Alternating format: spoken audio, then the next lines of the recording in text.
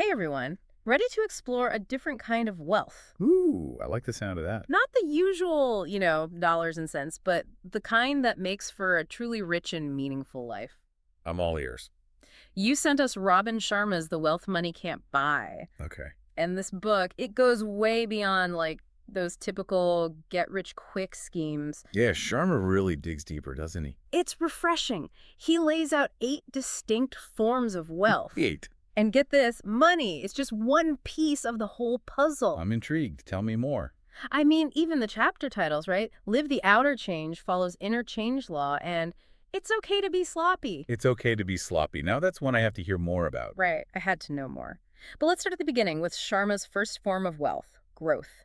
He really believes that personal growth is the key that unlocks everything else. He describes it as like the foundation. Yeah. Everything else is built on that. It's like laying the groundwork for, say, a skyscraper. Can't really build anything that will last without that solid foundation, right? Exactly. And he actually shares a story about this rideshare driver supporting his entire family, 11 people, 11 people, wow. on a rideshare driver's income. That's incredible. But the driver was convinced his success wasn't some lucky break. Okay. It was because he never stopped learning, never stopped growing. It really makes you think about potential, doesn't it? It does. It shows how powerful self-improvement can be, no matter what your circumstances are. Sharma talks about how this driver could have blamed his situation, which would be easy to do. Oh, absolutely. But he chose a different path, one of learning and growth. We all have that choice, don't we? Yeah. Get stuck or grow and become better. And Sharma doesn't sugarcoat it either. He talks about the inner demons we all battle. Oh, tell me about it. Those limiting beliefs can be so loud. They whisper in your ear, "You're not good enough. You can't do that."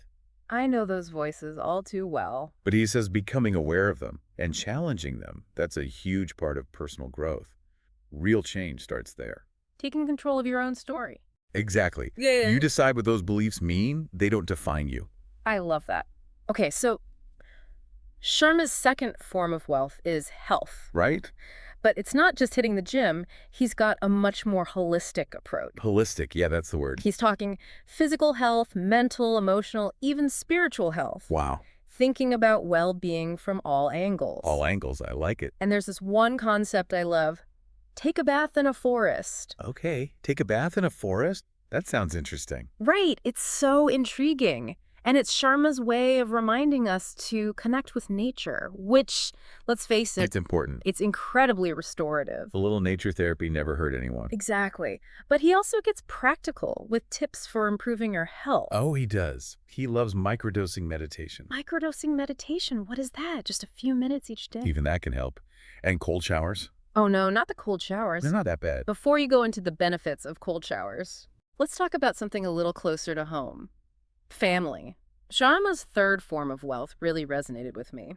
Family's got to be one of the most valuable things in life, right? Without a doubt, a doubt. He talks about nurturing those relationships. Nurturing, yeah. Forgiving past hurts, holding on to grudges. It just weighs you down. It does. And it reminded me of this time my mother took on an entire motorcycle gang. Whoa. Motorcycle gang. So picture this.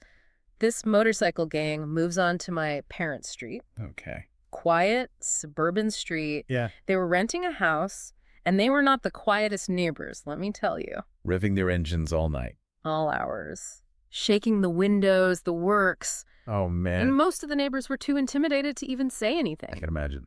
But not my mom. She marched right over to their house Oh, wait. and gave them a piece of her mind. What did she say? You know, to this day, I'm not entirely sure. Believes. But whatever it was, it worked. They actually quieted down, started being more respectful. Amazing. It was amazing. It's that family bond, right? It is. They look out for each other. They stand up for what's right, even when it's intimidating. Exactly. That fierce loyalty and love makes family special. And that support ties into Sharma's sixth form of wealth, community. But before we jump ahead, form number 4, craft. This one feels especially important nowadays. In a world that's always chasing the next big thing, yeah. It really is. You know, Sharma tells this story about the good nun in the country church. Okay. It's about this nun who finds her purpose, her passion, in music. She plays the organ in this tiny country church. That's it. And her dedication, it's just palpable. You can feel it. Just in the way she plays. Exactly. And he uses that to show how true fulfillment It often comes from mastering something you love. Doesn't matter if it brings fame or fortune. Right, like it's its own reward. It's about mastering something, anything, that you love. That's where the true fulfillment lies. Exactly. Sharma believes we all have those unique talents, those passions, We just have to find them. and then we dedicate ourselves to them. To honing those crafts. Not for the applause, but for the joy of it. The joy of doing something exceptionally well. And in doing that, we contribute something special to the world. I like that. You know, he even talks about Steve Jobs. Oh, yeah. His crazy attention to detail. Legendary attention to detail. That's a great way to put it. There's that story about how Jobs, he insisted on making even the internal components of a product look good. Really. The parts no one would ever see. Because why? Because it was important to him. It's that commitment, that dedication to going above and beyond. That's what sets the masters apart. Okay, so let's talk about the form of wealth. I think a lot of people probably associate with success, money. Right. And I mean, Sharma's clear that money is just one piece. One piece of the puzzle. But he does offer some pretty interesting insights on financial prosperity. Yeah, some of them might surprise you.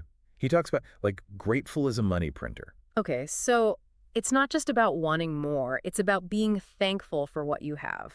It's about shifting your mindset from a place of lack to a place of gratitude. Interesting. And he's a big believer in financial discipline, living within your means. Which in today's world can be tough. It can be. He even shares this story about a multi-billionaire living in a huge mansion surrounded by every luxury you can imagine, Okay. and yet completely empty inside. It's like true wealth. It's not about all the stuff you have. Not at all. It's about finding that joy, that contentment, in the things that truly matter. Exactly. Experiences, relationships, things like that. It's about aligning your spending with your values. So connecting back to the other forms of wealth, it seems like focusing on personal growth, on health, on family, on your craft, It all plays a part. it can actually lead to greater financial abundance in the long run. It's about building a strong foundation for a truly prosperous life. A life that's rich in all aspects. I love it. Now, speaking of richness, let's dive into community, Sharma's sixth form of wealth. He really emphasizes surrounding yourself with the right people. Your brighter neighborhood, as he calls it. And it's not about where you live. Right. No, it's about the people you choose to be around. The ones who inspire you, who support you, who challenge you. Who push you to be your best self. Exactly. It's about consciously creating that network of positive, supportive people. People who lift you up, who encourage you. He even suggests, like, forming a mastermind alliance. A mastermind A alliance. group of like-minded individuals. They meet regularly, share ideas, support each other, hold each other accountable. I love that. And he also says to be more interested than interesting. Such a great point. It's so easy to get caught up in trying to impress people. It is.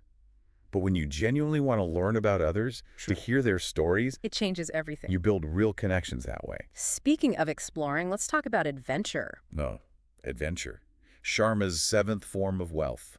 And this one, it really speaks to me because it's about embracing the unknown, Stepping outside your comfort pushing zone. your boundaries, saying yes to new experiences. Living life is an adventure. Exactly. And, you know, he talks about finding your invisible Panama. It reminded me of this one time I saw this guy just blasting Van Halen in his minivan, totally rocking out, Okay. like in his own world, you know? And it made me think, adventure, it's everywhere. It really is if you're open to it. You just have to be open to it. Sharma even suggests going on a digital sabbatical. A digital sabbatical, that's a good one. He actually recommends going ghost for an entire year. A year. Wow, that's commitment. I know, right? Disconnecting from the noise, the constant distractions. No emails, no social media, no endless scrolling. Just you, maybe a good book, and the open road. I can see how that would be liberating. It's a chance to really reconnect with yourself. And discover new passions. Okay, so we've arrived at Sharma's final form of wealth, and I think it's a powerful one to end on. Service. Service. He really digs deep into what it means to live a life of meaning, A life that matters. a life that makes a difference, He emphasizes finding a purpose. a purpose larger than ourselves. A purpose bigger than ourselves, right? Right. And then he introduces this whole concept. He calls it, put your final day first. Okay, put your final day first.